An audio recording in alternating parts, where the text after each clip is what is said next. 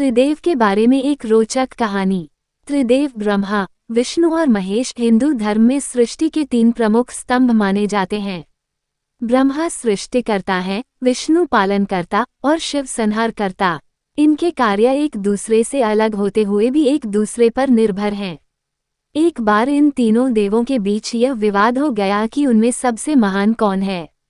तीनों देव अपने अपने कार्यों को श्रेष्ठ बताते हुए एक दूसरे से बहस करने लगे।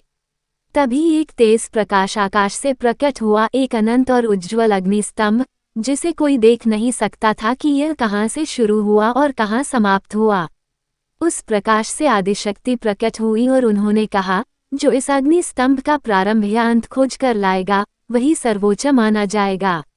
ब्रह्मा हंस पर सवार होकर ऊपर की ओर उड़ चले और विष्णु वराह रूप में नीचे की ओर गए।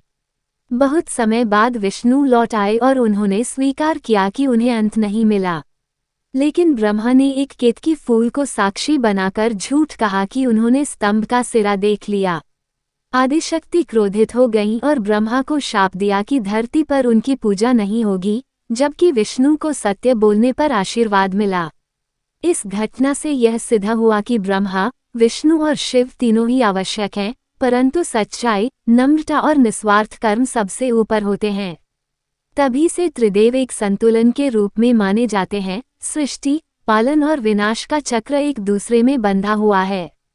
ये कथा हमें सिखाती है कि अहम से ऊपर कर्तव्य और सत्य होते हैं। यही त्रिदेव की वास्तविक महिमा है। ऐसे और जानकारी के लिए हमारे चैनल को सब्सक्राइब करें।